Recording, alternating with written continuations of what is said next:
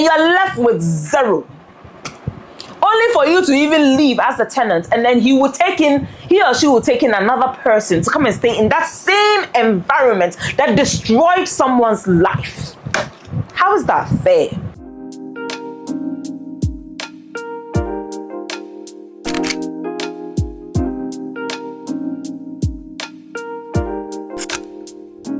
Hi, my name is Abna Marie, and this is Marie Talks Back, where we talk about everything pertaining to your life, my life, relationships, trending issues, topics that you're probably shy of talking about, but talk to me about it. Share your opinion with me.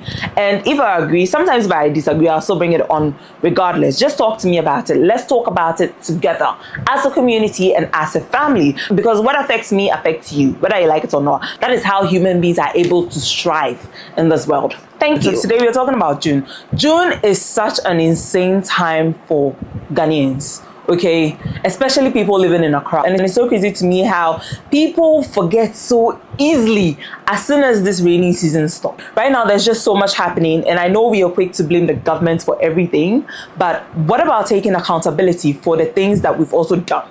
Every year when the rain starts, Ghanaians finally get a reality check. And it's so crazy to me because as soon as the sun is to come up right now, every single Ghanaian will forget about how they got stranded in the middle of nowhere, how traffic came to a standstill, how our homes were taken over by water. And then suddenly all the problems that was hidden during the dry season comes to light. But the fact is that the rains will come. You cannot hide from it. When the rains come, we finally understand that, hey, there's drainage issues in Ghana. Hey, people are building on wetlands. People are building infrastructures that are preventing the waters that are coming from the hills to flow down to the Atlantic Ocean. If you're a tenant like me, or you're looking for a home to buy or a land to purchase, please, this part is especially for you. I know we mostly go out there to search for houses or homes or lands during the dry season. It's not just about how spacious the kitchen is, how big the rooms are, how beautiful the tiles are. There are more important things that add to your home being a home. Before you go out there to look for a house, buy a land, look out for these questions. What happens in that area when it rains? Does that area flood?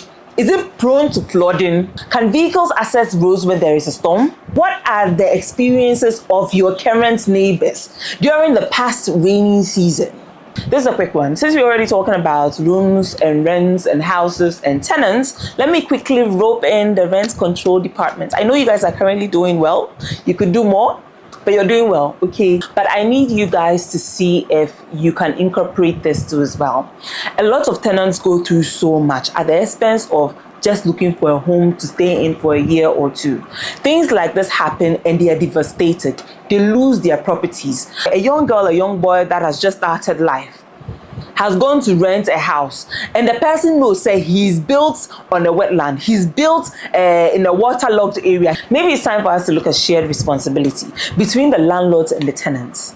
It shouldn't be that after there has been this heavy, devastating downpour and tenants lose their properties, landlords are just left with saying, oh, sorry, oh, it's not fair. Young girl, young boy, our basso was sweaty. And then you lose it this way in somebody's house, somebody's property, and you're left with zero. Only for you to even leave as a tenant, and then he or she will take in another person to come and stay in that same environment that destroyed someone's life. How is that fair? And I believe that it is during these times that we have to sit up as a people, as a community, and make better decisions, especially when it comes to building, and especially when it comes to renting, and especially when it comes to looking for properties. And on this note, I would love to give a big shout out to the Bastard Boys, because these people have been doing amazing work and they don't get enough accolades, in my opinion. Thank you so much for all the work that you do. You're doing the Lord's work. Until next time, stay safe and stay dry. This has been the first ever episode of Marie Talks Back. Oh, I knew you. Marie Talks Back. Woo! Thank you guys so much for watching. See you same time next week. Bye.